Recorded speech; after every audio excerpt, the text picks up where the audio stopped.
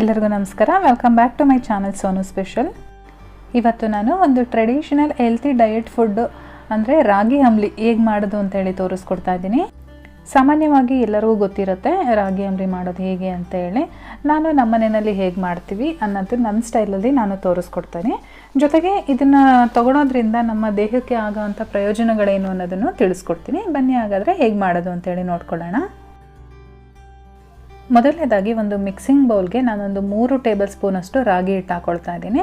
ನಾವು ಡೈರೆಕ್ಟಾಗಿ ಒಲೆ ಮೇಲೆ ನೀರಿಟ್ಕೊಂಡು ಅದಕ್ಕೆ ಡೈರೆಕ್ಟಾಗಿ ಹಿಟ್ಟು ಹಾಕ್ಕೊಳ್ಬೋದು. ಆದರೆ ಆ ರೀತಿ ಮಾಡೋದ್ರಿಂದ ಫಸ್ಟ್ ಟೈಮ್ ಮಾಡೋರಿಗೆ ಗಂಟುಗಳೆಲ್ಲ ಆಗುತ್ತೋ ಅನ್ನೋ ಚಾನ್ಸಸ್ ಇರುತ್ತೆ. ಹಾಗಾಗಿ ನಾವು ಮೊದಲೇ ಈ ರೀತಿ ಮಿಕ್ಸ್ ಮಾಡಿ ಇಟ್ಕೊಂಡ್ರೆ ಯಾವುದೇ ರೀತಿ ಗಂಟುಗಳಾಗೋದಿಲ್ಲ. ನೀವೇನಾದರೂ ಫಸ್ಟ್ ಟೈಮ್ ಮಾಡ್ತಾ ಇದ್ದೀರಾ ಅಂದರೂ ಕೂಡ ಆರಾಮಾಗಿ ಮಾಡ್ಕೊಳ್ಬೋದು. ಈ ರೀತಿ ನಾನೊಂದು 3 ಟೇಬಲ್ ಸ್ಪೂನ್ ರಾಗಿ ಹಿಟ್ಟಿಗೆ ಒಂದು ಅರ್ಧ ಕಪ್ಪಷ್ಟು ನೀರನ್ನು ಸೇರಿಸ್ಕೊಳ್ತಾ ಇದ್ದೀನಿ. ಆ ನೀರನ್ನು ಸೇರಿಸ್ಕೊಂಡು ಗಂಟುಗಳಿಲ್ಲದೆ ಇರೋ ರೀತಿ ಮಿಕ್ಸ್ ಮಾಡಿ ಇಟ್ಕೊಂಡಿರೋಣ. ತುಂಬ ಗಟ್ಟಿಯಾಗಿ ಮಿಕ್ಸ್ ಮಾಡ್ಕೊಳ್ಳೋದೇನು ಬೇಡ, ತೆಳುವಾಗಿ ಮಾಡ್ಕೊಳ್ಳೋಣ. ಹಾಗಾಗಿ ನಾನಿಲ್ಲಿ ಅರ್ಧ ಕಪ್ ನೀರು ತೊಗೊಂಡಿದ್ದೀನಿ. ಇದನ್ನು ಬ್ಯಾಚ್ ವೈಸ್ ಹಾಕ್ಕೊಂಡು ಈ ರೀತಿ ಮಿಕ್ಸ್ ಮಾಡಿಕೊಂಡು ಇಟ್ಕೊಳ್ಳೋಣ. ಇವಾಗ ಇದು ರೆಡಿಯಾಗಿದೆ. ಒಂದು ಸೈಡಲ್ಲಿ ಎತ್ತಿಟ್ಕೊಂಡಿರ್ತೀನಿ ನಾನು. ಸ್ಟವ್ ಮೇಲೆ ಒಂದು ಪಾತ್ರೆ ಇಟ್ಕೊಂಡಿದ್ದೀನಿ. ಅದಕ್ಕೆ ನಾನು ಈ ಕಪ್ಪಲ್ಲಿ 3 ಕಪ್ಪು ನೀರು ಹಾಕ್ಕೊಳ್ತಾ ಇದ್ದೀನಿ. 3 ಟೇಬಲ್ ಸ್ಪೂನ್ ಹಿಟ್ಟಿಗೆ 3 ಕಪ್ಪಷ್ಟು ನೀರನ್ನ ಹಾಕ್ಕೊಳ್ತಾ ಇದ್ದೀನಿ ನಾನು.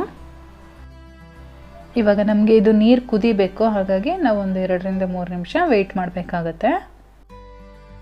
ಹಾಗೆ ಇದಕ್ಕೆ ರುಚಿಗೆ ತಕ್ಕಷ್ಟು ಉಪ್ಪು ಹಾಕ್ಕೊಂಡು ನೀರನ್ನು ಕುದಿಸ್ಕೊಳ್ತೀನಿ. ಇವಾಗ ನೀರು ಕುದಿಯೋದಕ್ಕೆ ಸ್ಟಾರ್ಟ್ ಆಗಿದೆ. ನಾವು ಮೊದಲೇ ಮಿಕ್ಸ್ ಮಾಡಿ ಇಟ್ಟಿದ್ವಲ್ಲ ರಾಗಿ ಹಿಟ್ಟು ಮತ್ತು ನೀರು, ಆ ಮಿಕ್ಸ್ಚರ್ನ ಇದರೊಳಗಡೆ ಹಾಕ್ಕೊಂಡು ಮಿಕ್ಸ್ ಮಾಡ್ಕೊಳ್ಳೋಣ.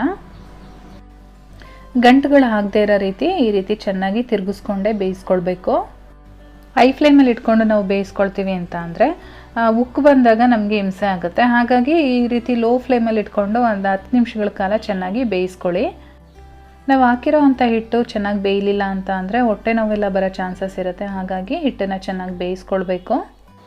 ಈ ರಾಗಿ ಅಂಬ್ಲಿ ತುಂಬಾ ಒಳ್ಳೆಯದು ನಮ್ಮ ದೇಹಕ್ಕೆ. ಅತಿಯಾಗಿ ಉಷ್ಣತೆ ಇದ್ದರೆ ತಂಪು ಮಾಡ್ಕೊಳ್ಳಿಕ್ಕೆ ರಾಗಿ ಅಂಬ್ಲಿ ಕುಡಿಬೋದು.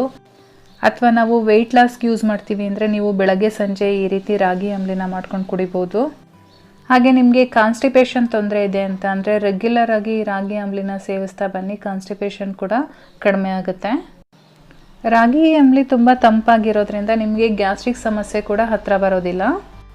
ನೀವು ಮನೆಯಲ್ಲೇ ರಾಗಿ ಮಾಲ್ಟ್ ಪೌಡರ್ನ ರೆಡಿ ಮಾಡಿ ಇಟ್ಕೊಂಡ್ಬಿಟ್ರೆ ಬೆಳಗ್ಗೆ ಎದ್ದು ಕಾಫಿ ಟೀ ಬದಲಾಗಿ ರಾಗಿ ಅಂಬ್ಲಿ ಮಾಡ್ಕೊಂಡು ಕುಡಿದ್ರೆ ದೇಹಕ್ಕಂತೂ ತುಂಬಾ ಒಳ್ಳೆಯದು. ಅದರಲ್ಲೂ ಕೂಡ ಈ ಸಮ್ಮರಲ್ಲಿ ನೀವು ಈ ರೀತಿ ಮಾಡ್ಕೊಂಡು ಕುಡಿದ್ರೆ ತುಂಬಾ ಒಳ್ಳೆಯದು ನಮ್ಮ ದೇಹಕ್ಕೆ. ನನಗೆ ಈ ಗಂಜಿನಲ್ಲಿ ಏನು ಅಂತ ಅಂದರೆ ತುಂಬ ತಿಕ್ನೆಸ್ ಇಷ್ಟ ಆಗಲ್ಲ. ಈ ರೀತಿ ತೆಳುವಾಗೇ ಇರಬೇಕು ನನಗೆ. ಇಷ್ಟು ತೆಳುವಾಗಿದೆ ಅಂತ ಅಂದರೆ ನಮಗಿದು ತಣ್ಣಗಾದ್ಮೇಲೆ ಇನ್ನೂ ಸ್ವಲ್ಪ ಗಟ್ಟಿ ಬರುತ್ತೆ. ನಾನಿವಾಗ ಒಂದು 10 ನಿಮಿಷಗಳಿಂದ ಚೆನ್ನಾಗಿ ಕುದಿಸ್ಕೊಂಡಿದ್ದೀನಿ. ಈಗ ಕಲರ್ ಕೂಡ ಚೇಂಜ್ ಆಗಿದೆ, ನೀವು ನೋಡ್ತಾ ಇರ್ಬೋದು. ಸ್ವಲ್ಪ ತಿಕ್ನೆಸ್ ಕೂಡ ಬಂದಿದೆ. ಬಿಸಿ ಬಿಸಿ ಇದ್ದಾಗ ಕುಡಿಯೋದಕ್ಕಿಂತ ತಣ್ಣಗಾದ್ಮೇಲೆ ಕುಡಿದ್ರೇ ತುಂಬ ಒಳ್ಳೆಯದು. ಅವಾಗೆಲ್ಲ ದೊಡ್ಡವ್ರು ಹೆಂಗೆ ಮಾಡ್ತಾಯಿದ್ರು ಅಂತಂದರೆ ನೈಟ್ ಮಾಡಿಟ್ಟು ಬೆಳಗ್ಗೆ ಎದ್ದು ಖಾಲಿ ಹೊಟ್ಟೆಗೆ ಕುಡಿದ್ಬಿಡ್ತಾಯಿದ್ರು. ಅಷ್ಟು ಒಂದು ಹೆಲ್ದಿ ಫುಡ್ ಅಂತಲೇ ಹೇಳ್ಬೋದು ಈ ರಾಗಿ ಅಂಬ್ಲಿ. ಇವಾಗ ನನಗೆ ಇಷ್ಟು ಕನ್ಸಿಸ್ಟೆನ್ಸಿ ಸಾಕು. ಹಾಗಾಗಿ ನಾನು ಸ್ಟವ್ ಸ್ವಿಚ್ ಆಫ್ ಮಾಡ್ಕೊಳ್ತೀನಿ. ನಿಮ್ಗೇನಾದರೂ ತುಂಬ ಗಟ್ಟಿ ಬೇಕು ಅಂತ ಅನಿಸಿದ್ರೆ ನೀವು ಒಂದು ಅರ್ಧ ಕಪ್ಪು ನೀರನ್ನು ಕಡಿಮೆ ಸೇರಿಸ್ಕೊಳ್ಳಿ. ಇವಾಗ ನಾನು ತೋರಿಸ್ತಾ ಇದ್ದೀನಿ ನೋಡಿ, ತಣ್ಣಗಾದ ಮೇಲೆ ಸರ್ವ್ ಮಾಡ್ತಾ ಇರೋದು ಎಷ್ಟು ಗಟ್ಟಿಯಾಗಿದೆ ಅಂತ ಹೇಳಿ. ಇಷ್ಟಿದ್ರೆ ಸಾಕಾಗುತ್ತೆ ರಾಗಿ ಅಂಬ್ಲಿ. ನಾನಿಲ್ಲಿ 2 ರೀತಿಲಿ ಸರ್ವ್ ಮಾಡಿ ತೋರಿಸ್ತಾ ಇದ್ದೀನಿ. ನಿಮಗೆ ಪ್ಲೈನಾಗೇ ಇಷ್ಟ ಆಗುತ್ತೆ, ಏನು ಮಿಕ್ಸ್ ಮಾಡ್ಕೊಳ್ಳೋದು ಬೇಡ ಅಂತ ಅಂದರೆ ನೀವು ಇದೇ ರೀತಿ ಪ್ಲೈನಾಗೇ ಕುಟ್ಕೊಳ್ಬೋದು. ಅಥವಾ ನಾನು ಇನ್ನೊಂದು ರೀತಿ ತೋರಿಸ್ತೀನಿ. ಈ ರೀತಿಯಾಗಿ ಬೇಕಾದರೆ ನೀವು ಸರ್ವ್ ಮಾಡ್ಬೋದು. ಇದು ಕೂಡ ತುಂಬಾ ಚೆನ್ನಾಗಿರುತ್ತೆ. ಮಧ್ಯಾಹ್ನ ಟೈಮ್ ಯಾರಾದರೂ ಹೊರಗಡೆಯಿಂದ ಬಂದಾಗ ಈ ರೀತಿ ರಾಗಿ ಅಂಬ್ಲಿಗೆ ಮೊಸರು ಹಾಕಿ ನೀವು ಸರ್ವ್ ಮಾಡಿಕೊಟ್ರೆ ನಿಜವಾಗ್ಲೂ ಖಂಡಿತ ಇಷ್ಟಪಟ್ಟು ಕುಡಿತಾರೆ. ಈ ಬೌಲ್ಗೆ ನಾನು 1 ಟೇಬಲ್ ಸ್ಪೂನಷ್ಟು ಮೊಸರು ಹಾಕ್ಕೊಳ್ತಾ ಇದ್ದೀನಿ. ನಿಮ್ಗೆ ಎಷ್ಟು ಬೇಕೋ ಅಷ್ಟು ಹಾಕ್ಕೊಳ್ಬೋದು. ಇಷ್ಟೇ ಪ್ರಮಾಣದಲ್ಲಿ ಹಾಕ್ಕೊಳ್ಬೇಕು ಅಂತ ಏನಿಲ್ಲ. ಹಾಗೆ ಇದಕ್ಕೆ ಸಣ್ಣದಾಗಿ ಕಟ್ ಮಾಡಿರ್ತಕ್ಕಂಥ ಈರುಳ್ಳಿನೂ ಕೂಡ ಸೇರಿಸ್ಕೊಳ್ತಾ ಇದ್ದೀನಿ. ಹಾಗೆ ಒಂದು ಹಸಿಮೆಣಸಿನ್ಕಾಯಿನೂ ಕೂಡ ಚಿಕ್ಕದಾಗಿ ಕಟ್ ಮಾಡಿಕೊಂಡು ಸೇರಿಸ್ಕೊಳ್ತಾ ಇದ್ದೀನಿ. ನೀವೇನಾದರೂ ಮಕ್ಳಿಗೆ ಸರ್ವ್ ಮಾಡ್ತಾ ಇದ್ದೀರಾ ಅಂದರೆ ಹಸಿಮೆಣಸಿನ್ಕಾಯಿನ ಸ್ಕಿಪ್ ಮಾಡ್ಕೊಳ್ಬೋದು. ಜೊತೆಗೆ ನಾನಿಲ್ಲಿ ಕೊತ್ತಂಬರಿ ಸೊಪ್ಪನ್ನು ಕೂಡ ಹಾಕ್ಕೊಳ್ತಾ ಇದ್ದೀನಿ.